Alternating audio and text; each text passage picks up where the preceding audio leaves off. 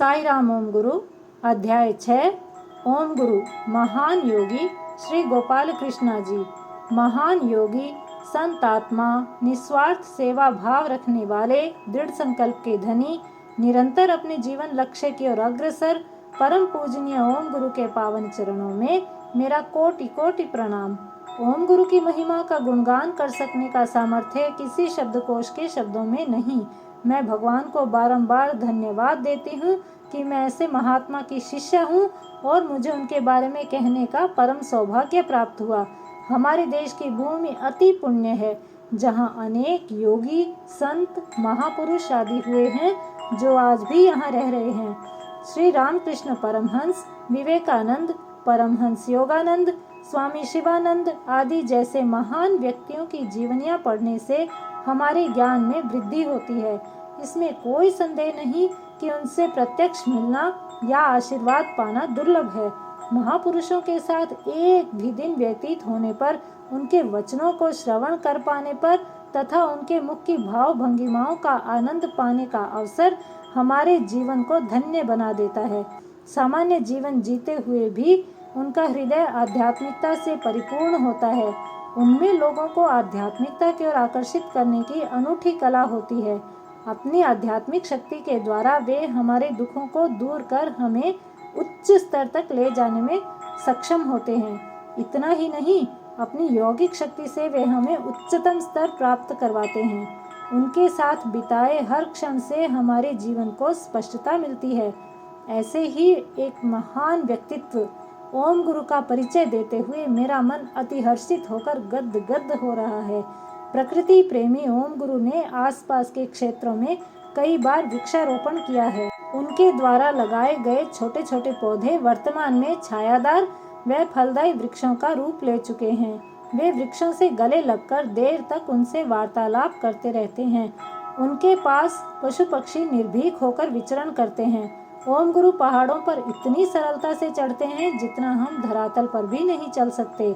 उत्साह भरी चाल, प्रेम पूर्ण भाषण, मधुर मुस्कान, वाणी में सकारात्मकता, किसी भी प्रकार की परिस्थिति में सहजता का भाव, अंतर मन में झांकने की क्षमता रखने वाले नेत्र, चिंता मुक्त राह दिखाने वाली परिपक्वता, लंबे केश, घनी दाढ़ी वाले ओम गुरु से आकर्षित हुए बिना कोई नहीं रह सकता।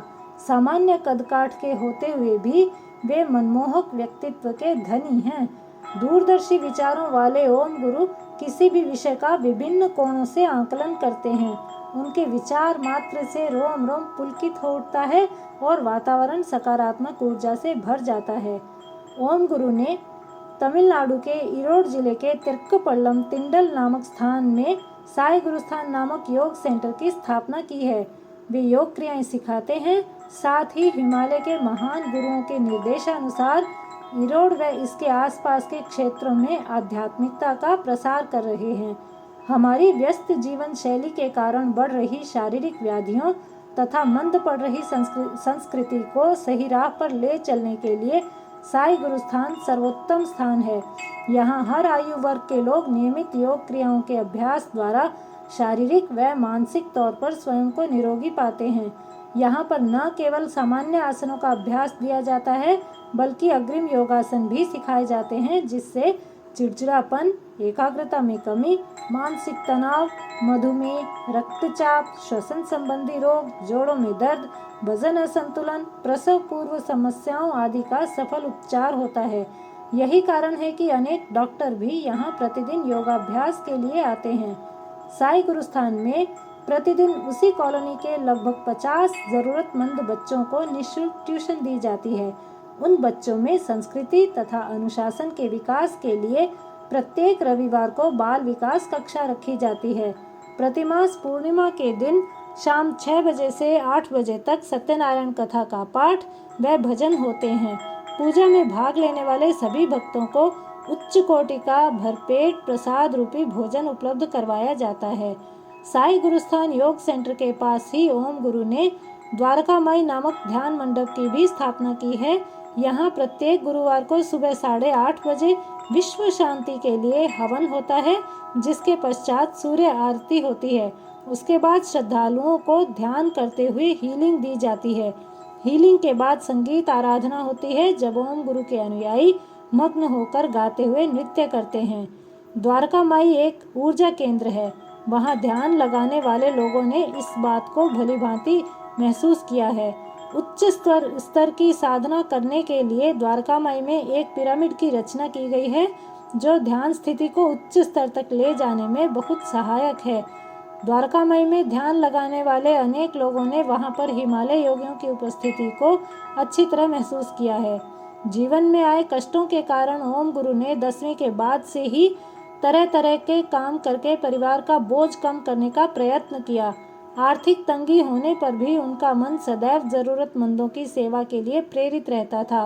प्रतिदिन 5 भूखे व्यक्तियों को भोजन करवाना उस समय भी उनकी नित्य क्रियाओं में शामिल था। ऐसे लोगों का पेट भरकर उनकी आत्मा तृप्त होती थी। वर्तमान में अन्न भोगी 5 से बढ़कर लगभग 350 हो गए हैं। उनके लिए की गई भोजन व्यवस्था को नारायण सेवा का नाम दिया गया है। उन्हें प्रतिवर्ष दीपावली से 1 सप्ताह पूर्व गुरुस्थान योग सेंटर लाकर कपड़े व रुपए दक्षिणा स्वरूप दिए जाते हैं। धन्यवाद। साई राम। अगले सप्ताह इसी अध्याय को आगे बढ़ाया जाएगा। जय साई राम।